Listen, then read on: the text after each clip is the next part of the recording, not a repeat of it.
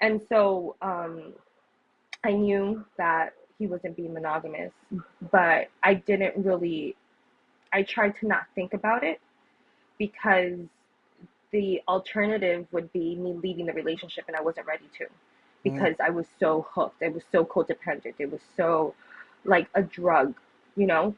And I don't know if anyone has ever been in that type of relationship where you're with someone that you know is no good, but you just feel like you would die if you were to leave them. And it's very dramatic, but that's literally the feeling that I had. And so in my mind, I was like, well, he might be cheating on me, but number one, I don't have proof. And number two, it doesn't necessarily mean that he's having unprotected sex because he wouldn't. He wouldn't do that. He knows that he either has HIV or has been exposed to HIV and he's not on medication. So he would never do that to people. Like, he just wouldn't. He's always using protection. And so that was the line that I just couldn't cross, right? I'm like, if he's intentionally infecting people, I'm going to have to leave him. But I don't have proof that he is. So I'm not going to. And God was just like, oh, so this is what it takes? You're going to find out. And one night he called me over to his place. It was a Friday night. I worked at a club. I could have been at work. And I was like, okay, I come over. And he is getting ready, slapping his cologne on, putting on his shoes, looking all fly. And I'm like, oh, like, where are we going? So wait a minute. So he out Where are we here with going? full blown multiple different STDs, STIs, whatever you want to call it, and he's still getting fresh to death, and he getting ready to go out and have a good time and make it shake, make it Right. do what it do. Yeah, but so basically this was a new infection because okay, listen, I basically lived, the clinic was my third home. My first home was my home, my second home was his home, and then the third home was the clinic. So I Jeez. was always there. I was getting blood work done every 3 weeks. Like, I was there, like, smiling, coming in, just, test me, do everything that you need to do. I was eager to become undetectable. I became undetectable in like 4 weeks, which is something completely unheard of. And so it usually takes about 2 months to become undetectable. And I became undetectable in about 4 weeks. And Mm. so I was always there. Like, they were testing me for everything all the time because they knew more than I knew that this man could not be trusted. And so this was a new infection. And so he tells me that he's going to a party to Hofstra University. And Hofstra University is a university with university students Yep. aged from 18, 17 to 22, 23, maybe 24.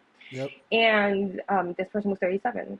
And so he goes to the party and doesn't come back until the next day. And we get into a fight, we make up, and a week later, I don't feel good down there.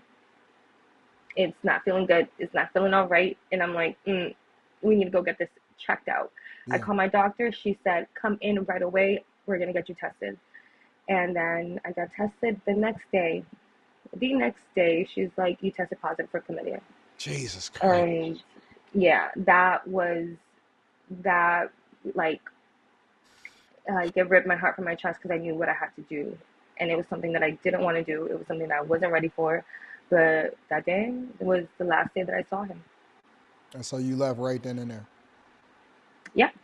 And I went to his Oh, place. I found out at my place. I went to his place, grabbed my stuff, and grabbed my medication. And he wasn't even home. He was coming back from a trip in DC.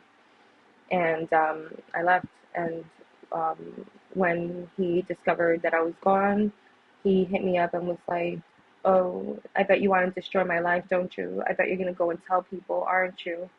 And it was just for me to say, like, no, I'm not. Like, I'm not going to tell anyone. Like, I wouldn't do that to you. I don't want to hurt you. And it was never to apologize. It was never for anything. Like, it was mm. just to protect himself. Yeah. So all right. So let me fast forward a little bit. You got a ring on your finger. hmm I do. So dating, we broke up. Yeah, dating was. I've never been a good dater. That's just not, like, dating life is not for me. I don't know how people do it. I feel like if I were to go on dates, I would fall in love right away. Like, that's just not for me.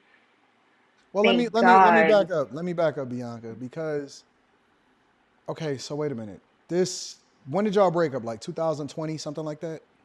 2019 October, Okay. and he's gonna go to Carnival, Miami Carnival that weekend. Child, no, no, no. So y'all break up and you move on. Okay, so I got so many questions. I got so many questions. My head is turning and I'm trying to understand it. I'm trying to put it all in perspective. Okay, Wait, so are okay, you married? yes, so Okay, okay, wait. Before we get into that, let me ask you another question. So you didn't have any children prior to this, no, but you got no, children now. You got a kid I now. got a child. Yeah, I got a daughter. B, all right. She's I'm 3. so out of the loop. I don't understand. I'm very uneducated when it comes to this. I'm so ignorant. Not even uneducated. I'm so ignorant, right? Because I Mm, don't know. I don't know mm, how. I don't know what, when, where, how, why, none of that. Okay. So the person that you married to now is the person that you have a mm-hmm. kid with. Yeah, And remember, you don't have to answer anything that you don't feel comfortable answering. Okay. no problem. So the person that you married to now is the person that you got a kid with. Yes. How? Um.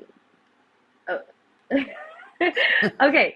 So okay. So something that a lot of people don't know. I want to just give a little nugget of education and information is that when someone is diagnosed with HIV and they are still having unprotected sex, they can get reinfected with another version, another strain of HIV. Is more than one strain of HIV? Yes, Really? yes, there's multiple. Okay. And so, yeah, because the thing with You HIV, the HIV is teacher. I'm the extremely, student. I don't know anything. I'm honest to God. Like I'm really learning and that's why I'm so curious and I'm asking the questions, not just for myself, but for people that also don't know, but we are afraid to ask questions because it's taboo. It's just not something that's really discussed openly like that. And right. so let me just say that I appreciate you for even coming on and educating me Oh, thank personally you. as a Thank result you. of it. But go ahead. This Thank you is for your having platform. me. This is your platform. You're free to say whatever you want to say, and you're free to come back whenever you want to. I just want to leave I'm that. actually texting my man right now and want to say hi. You Okay. texting your man. Yeah. Just wondering if he wants to say hi. I don't know if he wants to say hi. But If he wants to say anyway, hi, oh, yeah. I'd love for him to be able to say hi if he wants to. Right after Yeah. you though, after you, because I got to Yeah. get the rest of this out.